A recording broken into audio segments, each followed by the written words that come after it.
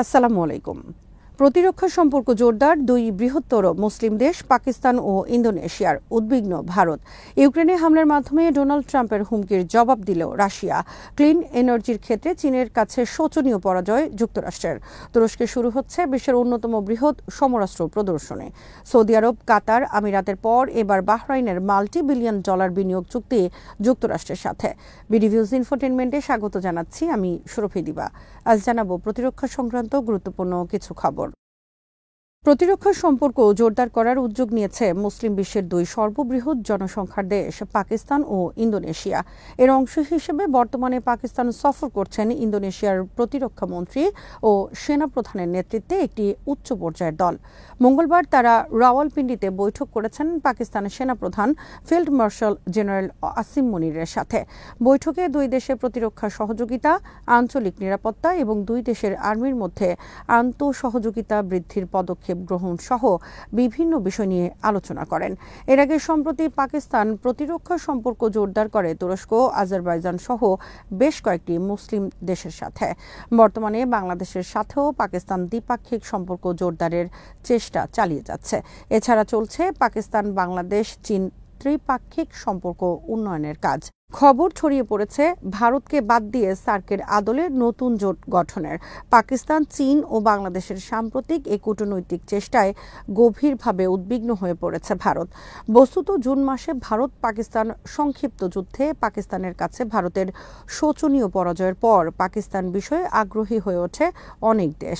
এ সুযোগে পাকিস্তানও জোরালো উদ্যোগ গ্রহণ করে বিভিন্ন দেশের সাথে কূটনৈতিক সম্পর্ক শক্তিশালী করার।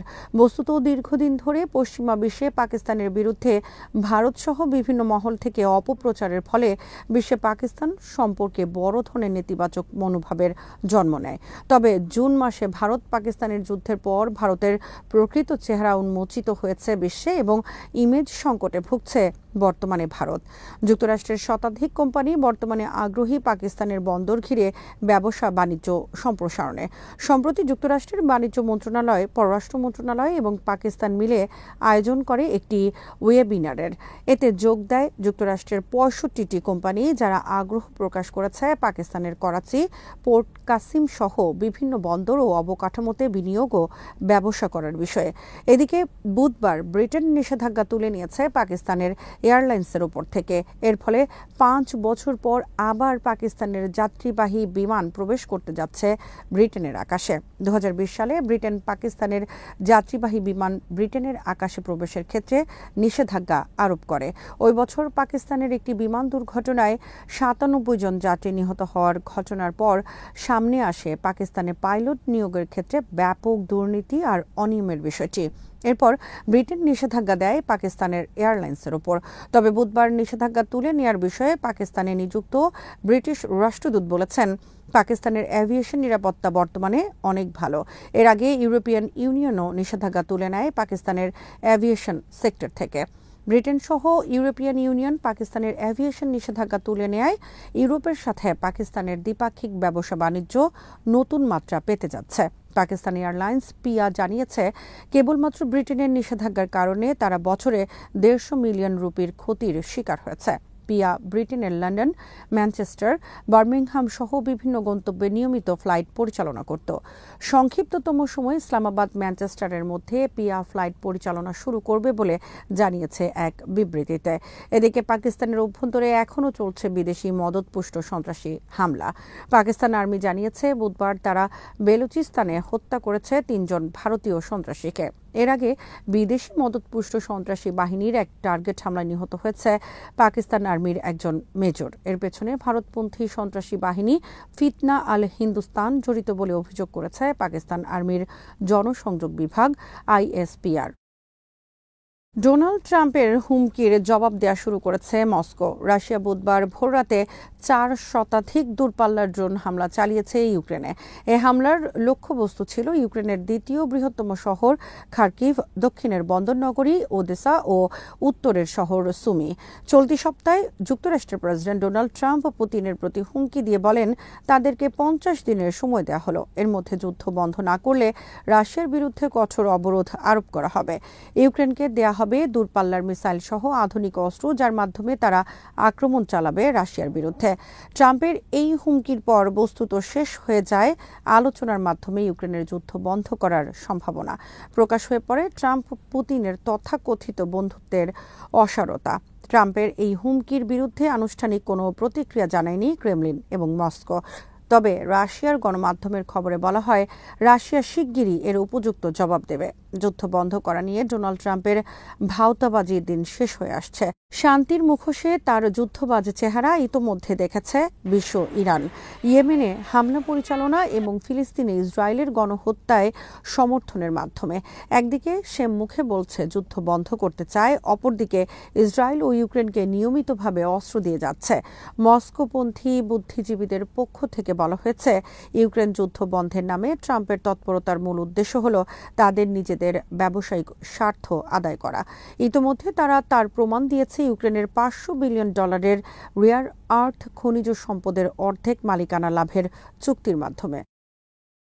ক্লিন এনার্জির দিক দিয়ে চীনের কাছে শোচনীয়ভাবে পরাজয় বরণ করেছে যুক্তরাষ্ট্র। বুধবার সিএনএন এর খবরে বলা হয়েছে, যুক্তরাষ্ট্রে বর্তমানে যে পরিমাণ নবায়নযোগ্য বিদ্যুৎ উৎপাদন ব্যবস্থা রয়েছে, চীন 1 বছরে তার চেয়ে বেশি নতুন সোলার পাওয়ার এবং উইন্ড মিল স্থাপন করেছে। আর ট্রাম্পের সর্বশেষ বিগ বিউটিফুল বিলের মাধ্যমে ক্লিন এনার্জির ক্ষেত্রে চীনের কাছে যুক্তরাষ্ট্রের পরাজয়কে নিশ্চিত করেছে। কারণ ট্রাম্পের নতুন এ বিলের ফলে একদিকে ক্লিন এনার্জির দাম বৃদ্ধি পাবে, অপরদিকে নতুন ক্লিন এনার্জি স্থাপনের খরচও অনেক বেশি বৃদ্ধি পাবে। ফলে ব্যাপকভাবে নিরুৎসাহিত হবে এ খাত। গ্লোবাল এনার্জি মনিটরের পক্ষ থেকে বলা হয়েছে, চীন বর্তমানে 1400 গিগাওয়াট সোলার এবং উইন্ড মিল উৎপাদিত বিদ্যুৎ অনলাইনে রয়েছে, যা যুক্তরাষ্ট্রের তুলনায় 5 গুণ বেশি। এর সাথে বর্তমানে দেশটি আরও 510 গিগাওয়াট ক্ষমতার সোলার এবং উইন্ড মিল স্থাপন করছে। 1 গিগাওয়াট সমান 1000 মেগাওয়াট। তুরস্কের ইস্তানবুলে অনুষ্ঠিত হতে চলেছে বিশ্বের অন্যতম বড় সমরাস্ত্র প্রদর্শনী ইন্টারন্যাশনাল ডিফেন্স ইন্ডাস্ট্রি ফেয়ার। আগামী 22 জুলাই থেকে শুরু হবে 6 দিনব্যাপী এই মেলা। তুরস্ক আর্মি, প্রতিরক্ষা মন্ত্রণালয় এবং প্রেসিডেন্সি ডিফেন্স ইন্ডাস্ট্রি যৌথভাবে আয়োজন করবে এই মেলার।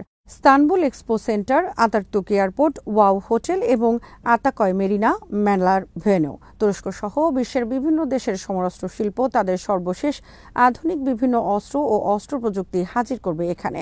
বিভিন্ন কোম্পানি ক্রেতাদের কাছ থেকে পাবে বিপুল পরিমাণ অস্ত্র বিক্রির order. Artillery system, missile system, drone system, electronic warfare solution, military simulator সহ অনেক কিছু প্রদর্শনীর আয়োজন থাকবে মেলায়। $17 বিলিয়ন ব্যয়ে যুক্তরাষ্ট্র থেকে 1 ডজন বোয়িং বিমান এবং 40টি জেনারেল ইলেকট্রিক ইঞ্জিন কিনবে বাহরাইন।